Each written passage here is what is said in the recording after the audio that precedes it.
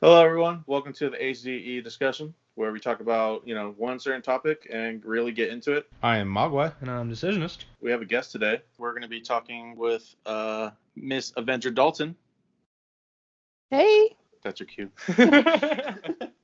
um, we're going to be talking today about kind of an odd question, but I think something that could be fun to talk about is about the gaming future for like the kids growing up nowadays and how we grew up with video games compared to them. I think it's going to be a really fun question. Yeah, I mean, because honestly, it makes me feel a little old. I'm only like 22, but I see the way the generation is changing, and it's going so quickly, you know. Yeah, I mean, comparing the Super Nintendo to the Switch today. Yeah, exactly.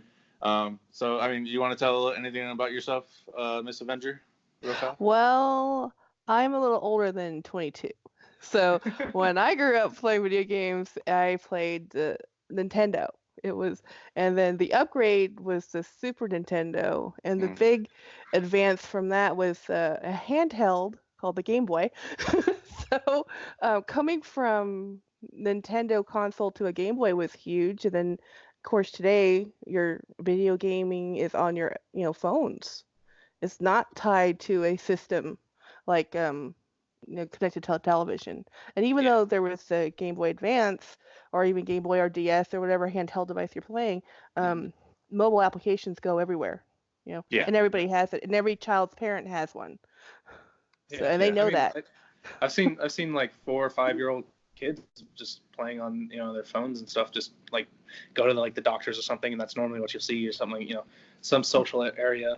Oh, when working at the airport, I used to see kids on their Switches all the time. All the time. Yeah. So I think for me, growing up, I started with the Super Nintendo, and my first games were like Mario and Techno Bowl and stuff like that. But I think I got a little bit more into gaming, especially like you said, when the Game Boy came out, especially on road trips with my family, because most of my family lives in California while my immediate family lives in Vegas, and we'll take trips like at least once a month. And playing the Game Boy on those travels it was like the highlight of my Game Boy experience. Unless it was at night, pain in the ass. Oh, yeah. I had the little adapter where you had a little flashlight on top. So. Yeah, nowadays the things just light up on their own. But... Yeah. What about you, Mikey? What was your first game? Well, first game, obviously, I know we've talked about this before, but Super Mutant Ninja Turtles. Oh, yeah. First game. It was on Super Nintendo, or? I think it was a Sega. Sega. Oh, wow. Yeah.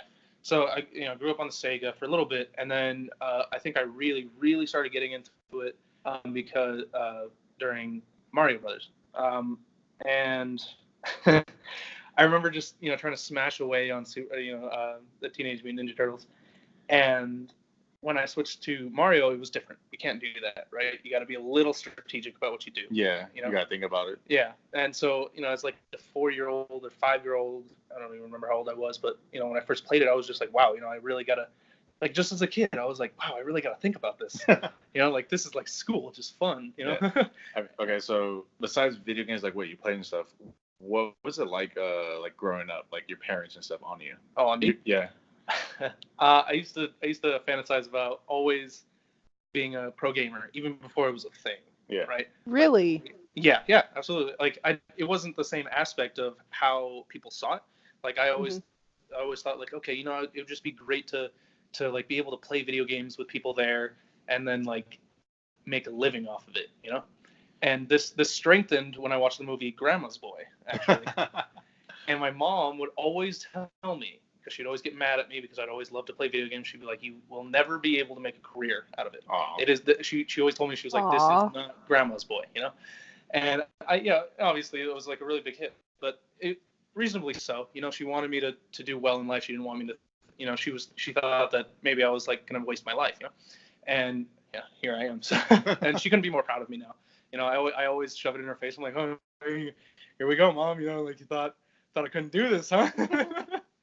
Like, I think that has a lot more to do with the fact that in her generation there wasn't an avenue for you to make an income or a living out of a hobby like this, and that's the main change in our generation, or even just now, is that these things that were considered an occupation, these hobbies can be an occupation. It's not just a hobby, and by calling them a game, people think they're just for amusement, and it's not. You can do more with it. There's a lot of creativity and thought that goes into game development, and even just if you're even on the promotional side, the journalism side, there's more to it than just the end user. Yeah, You know? absolutely. Yeah. Yeah.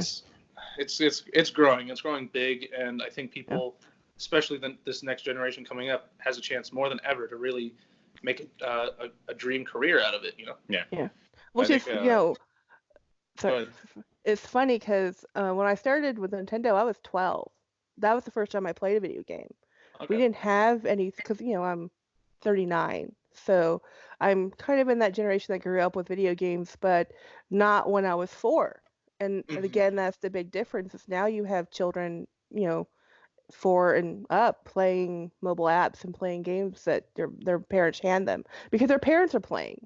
It's not just because here, entertain yourself, child. They're both doing it. Yeah. I think something that's more accepted today as well is that even though it's video games, like I think back then it was like more like a kids thing.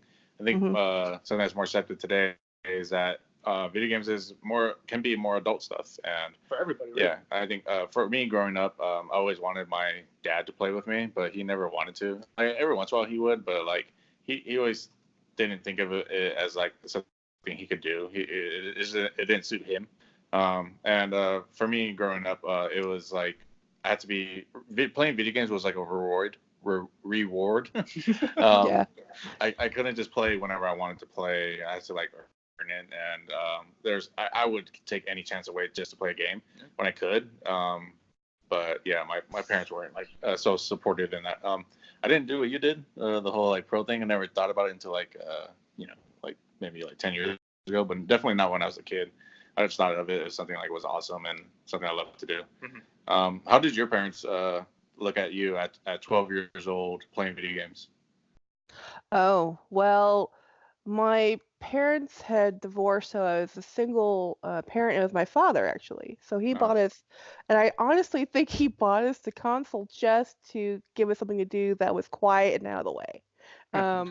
Because he was, he was very busy. He was, it was really just something for us to do to be quiet.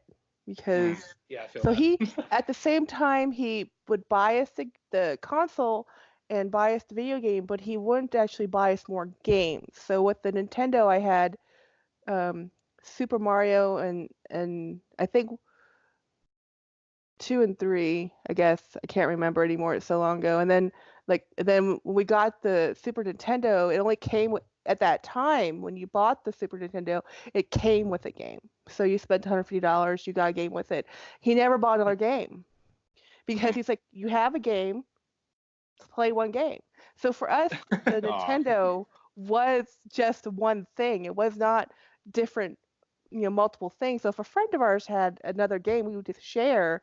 But he didn't mind it as long as it didn't cost him any more money. It was like a one and done, and that's all you get to do. And it was fine. My sister and I were twins, and that was the big bonus is that 2 people could play it. We always had a built-in, friend, and we spent a lot of time playing those 2 games. But without the evolution of other games coming in, we lost interest. Yeah. I think a lot has changed now, and like kids nowadays, example Fortnite, parents buy them coaches to get better at games. That's amazing. It's a whole 360 turn from what we grew up with versus kids nowadays. Having that kind of dream to be a professional these days in video game is realistic. It's a very real thing. It's a very big possibility, even easier than saying you want to be an engineer, these days. And it's just crazy to think, where would I be if I had that opportunity? If you grew up nowadays, It was just crazy. I think overall, though, this next generation is a little better off in the sense of making something like this as a career. There's a lot more things you can go into. There's like the whole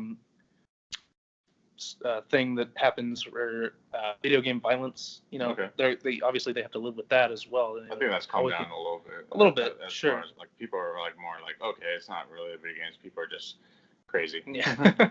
But yeah, overall, I think they've got a higher chance than we did because go ahead. I think the biggest challenge with video games with the younger generation, and when I say younger generation, I'm like teenagers and preteens growing up, is learning how to moderate usage of games and playing with education. Because my sister is a teacher in high school, and one of their biggest problems is kids will, because everybody wants to have their cell phone with them, and the parents advocate for this as much as the children do. They have their phones with them in school, and the problem is sometimes they don't turn them off. Oftentimes they don't. So you have the conflict where you're trying to have, and it's that a gaming system or anything you're playing is there's a lot of instant gratification and there's an immediateness to it, especially since it's a mobile handheld. It goes with you. You're tired, you're bored, you're on the bus, you play a game. Well, you can't do that when you're trying to learn. And that's one of the bigger challenges that we're going to have with the younger generation in gaming. Not the acceptance, but the moderation. Yeah, control. I remember a lot of times my dad yelling at me to go outside and play, which I mean I'm thankful for because I had a lot of good times playing outside with my friends in the neighborhood, and I think a lot like if I don't know just me looking outside at my neighborhood, there's not as many kids playing outside nowadays. Most people don't want you. They want to. People don't let their kids out as often. I mean, they let their kids out, but they want to be supervised. So if you're not able to supervise your children, they say stay inside, and that's a lot for a lot of kids in a lot of neighborhoods. Yeah. Yeah. So I think there's definitely some pros and cons. Pros and cons to now. I think definitely more pros as far as like being a gamer. Yeah. But I mean, with the cons, like looking at it from like a parent's my girlfriend's daughter, she plays the Switch here and now, but mostly she's kind of actually obsessed with watching TV. But she loves being physical, like playing outside, and she does gymnastics and all that. So she's actually like she's really balancing it. Yeah, so she does a good job of that. How old is she? She's 9. Yeah. See, my nephew is 12. Actually, he's 13 now, and then my niece is 5. The 5-year-old loves video games, and the 12-year-old is completely obsessed with Switch. He actually went from Apple apps because he had an Apple phone at a young age, and then he went to the Xbox. Did not interest him as much. He had a console to himself, and he really didn't care. And now he is the Switch goes with him everywhere. Because it's the mobile application that is more interesting to the younger generation, in my opinion. That's cool. Yeah, I would have to agree with that. And even now, like streaming is becoming such a major thing that it's just if we don't at like some sort of like control or some sort of lesson in between, it could easily run amok. You know? Yeah. Any last notes on the topic? No, I think I covered everything I wanted. Yep. All right. Well, we'll get back to you with the second part. We're gonna take a quick break and answer all your questions very soon. Bye-bye. Bye. Bye.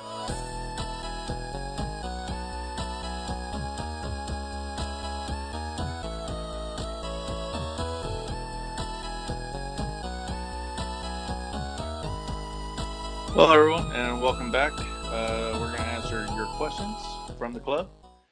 First one. All right, so the first one is from Hell's Satan. What was your biggest letdown at E3?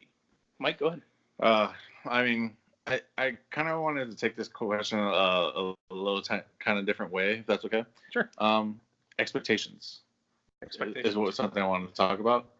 Yeah. Because we think about, so the big three things are PlayStation, Xbox, and Nintendo, right? Mm-hmm. PlayStation was there, but we'll just bring them into the circle because of this, because they are going to be part of the future. I think Xbox did really bad for my expectations. Yeah. Okay.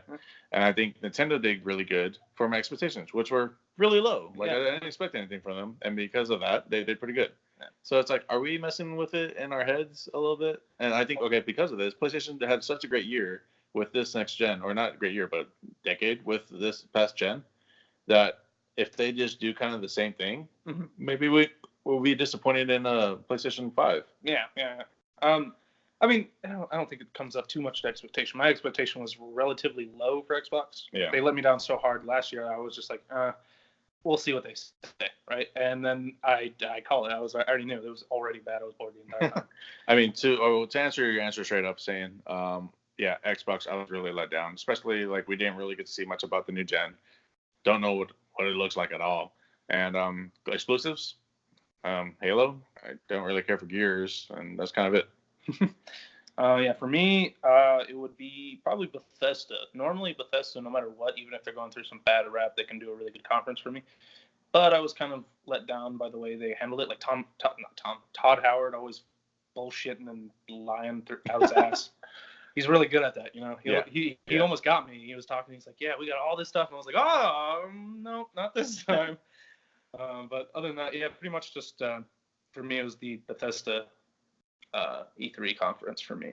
Yeah. And we know you didn't watch too much of the E3, but was there something it would have been great to see for you, Miss Avenger? Like, you know, maybe like, I know you like to play Sea of Thieves or something, like maybe like a cool new announcement of something, new Mario game, something like that.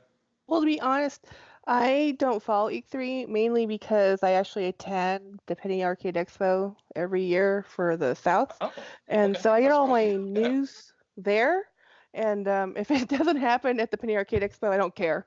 I mean, I know we're all about, you know, the next software update or the next generation console, but I actually play just as much tabletop gaming and board games as I do consoles. So for me, if it happens, it happens. If it doesn't, it doesn't. I'm not gonna hold my breath because we speculate all day long. Yeah. Yeah. No, that's awesome. So- That's not a pretty healthy way to look at it, honestly. Okay, so our next one then is going to be by HzE Grizzly. What are your favorite games of all time, and what are you currently playing a lot of? Why don't you go ahead and start, Miss? Well, all time, this is gonna be sad, but I love Tetris. I still love Tetris. I will always love Tetris. No, that's a good one. It's the perfect game. As a franchise, I love Mario. I love Kirby. I'm always gonna be a Nintendo fan at heart because I grew up on it.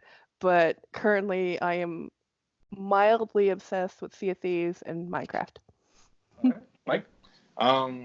Let's see. Favorite game of all time? I'm probably gonna have to go with Mario 64. It was the game that got me to consider myself a gamer, and it was the first game that really I dove in and was like addicted to. Uh-huh. Yeah, that's a good word for it. I was addicted to Mario 64 for a while, and I played it nonstop for a long time. There's other games out there like Last of Us, BioShock, God of War was amazing. This past one, it's definitely in my top 3 or 5 games ever.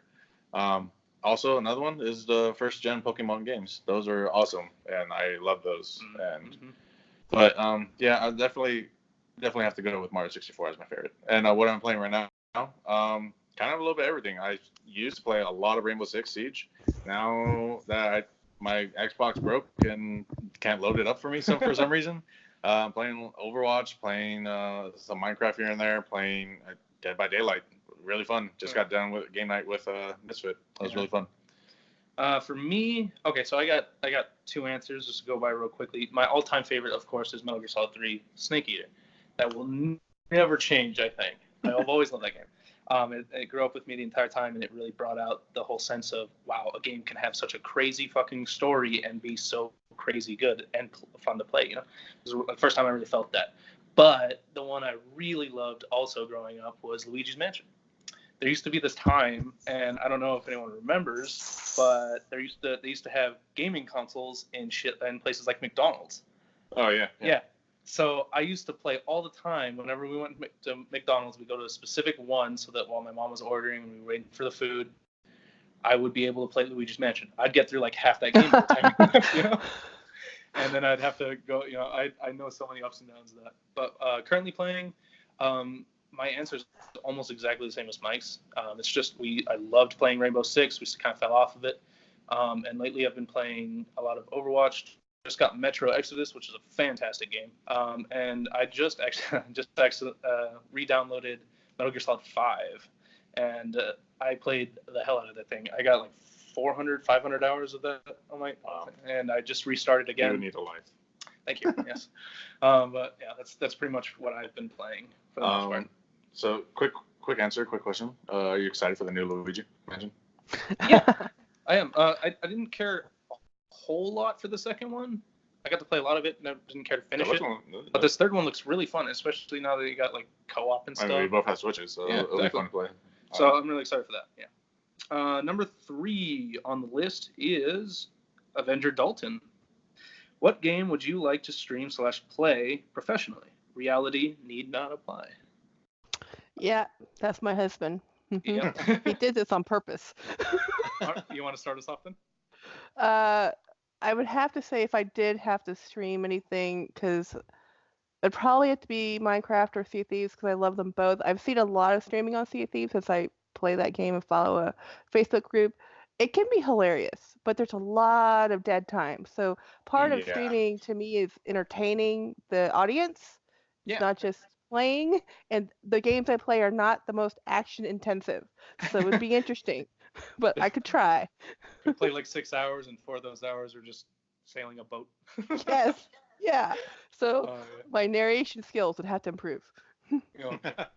For me, man, I have so many. Honestly, it would have to be one that just kind of like you can play and get better with the game. So it was always my dream to be a streamer for Rainbow Six Siege when it came out. I always had a blast playing that. I always had fun streaming it. And my attention, though, has kind of fallen towards Overwatch. Damn it. I think Overwatch is just... I take it. You shouldn't have let me go. Yeah, Overwatch. I kind of have so much fun with it now.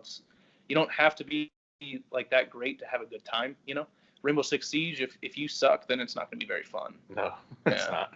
So my husband, he was telling me to do that, to play Overwatch. He said that you will have fun playing this game. It's a lot of fun. If you ever get a chance to download it, it's very unique. You're welcome to come play with us, and we there's a lot of people that play very seriously. We're there to have a good time, and yeah, we have it. So he would love for me to play. Yeah, it's a first-person shooter, but I think in its own sense is very unique. And then they just added this thing, I forget what it's called, where you can create your own like game mode. So there's tons of just like fun to be had now. Like you can do all kinds of crazy game modes, races and stuff like that. It's really cool. Okay, so my answer is a little bit different from you. It is Overwatch, but for a different reason. Mm-hmm. I mean, streaming is always fun, but I'm gonna take the become a pro player route. They have a league, and it's pretty awesome. And they have contracts, and they have teams, and they have everything. And to be noted, like they have a big community. And to be an Overwatch pro player, that'll be pretty awesome. Yeah, fuck yeah. The question is streaming. Read it. It said, yeah, there you go. Fair enough. Okay, well, I think that answers that question. We got 2 more. Another one from Hell Satan. Who do you think will have the upper hand in this next generation? Upper hand, I think maybe a head start. I have to go with PlayStation, of course. I think after that, it's probably going to be Nintendo. I think Nintendo is going to be steady. I think PlayStation can either go up or down. But like I said, they have the head start. And then Xbox at the lowest. So if the next gen, it's going to be a lot for Xbox to take over PlayStation. Yeah. So, I mean, we'll see what they do. But, I mean, to answer the question, PlayStation. Ms. Event? I don't know if I have enough information to answer that. I can just tell you I have a 360 and a PlayStation, both the newest generations, and I never turn on the PlayStation. So for me, I would have to say no. Just no. Okay. For me, I think it would probably it's PlayStation, right? It's not for me. It's not so much about how well the console can run. That's a big part, obviously, how beautiful of a game it can make too. But it's mainly for me the lineup of video games, and Sony has never lost. Almost never, really. It sucks to say because I've been an Xbox person my whole life, but it's just, yeah. So I think Sony, I can't really answer Google all that much because they're just starting up. I have no idea what they can give. So yeah. Well, do you think the cross-platform gaming is going to have a difference? Does it matter which console? To some point, but with these exclusives, PlayStation is killing it in exclusives with single-player games. Examples, God of War, Last of Us, Spider-Man. Those games are contending for Game of the Year every year, and they're amazing. Always a Sony game. That's probably the difference, is because I play, everything I play is not single player. I mean, if we do play, we like Xbox specifically because we're multiplayer. We like the social aspect and group games. If we can't play multiplayer, we don't play. Yeah, I think that's where Xbox really shines, is the multiplayer aspect. Yeah, definitely. Yeah. Okay. Number 5. Number 5. Bet he didn't think I'd answer this, Nathan. But by hell's Nathan Holiday, we got Starbucks or Dunkin', and why? I'm go to Starbucks because I don't go to Dunkin' enough, and I always get this double chocolate frappuccino. Oh, delicious. And I don't mind their breakfast sandwiches. Sometimes when my girlfriend wants to go there, and it's the morning, we're like on our way to go do something, I'll just grab one real quick, and it fills me up. It's all right. But yeah, I don't go to Dunkin' enough. I've been there a couple times, and their iced coffee is pretty good, and donuts are okay, but Starbucks kills it. Yeah, absolutely. Yeah, Starbucks, obviously. Just for me, I guess it depends on if I'm going for coffee or for food. Coffee, of course, Starbucks. Like, that's their main thing. They've got so many variety. Dunkin' Donuts, I guess, if you want some donuts. Sure. I'd rather go to Krispy Kreme. Well, for me, I love coffee. I work in Austin. We have a lot of independent brewers in Austin, and coffee is a thing that I live on. If I have to purchase, it's going to probably be Starbucks just because of availability. We don't have that many Dunkin' Donuts, and I actually like the pure coffee, but I do like a medium roast. So, but if you hand me a cup of Dunkin's or a cup of Starbucks, it's going to be Starbucks. Okay. Well, I think that about answers all of the questions we had this week. So let's wrap it up. Yeah. Yeah. All right. Thank you, everybody, for listening. Tune in to next week when we have more questions from you guys. Yeah. I'm Decisionist. I'm Mogwai. And our guest. MsAvengerDalton. And you guys have a good one. Goodbye. Goodbye. Bye.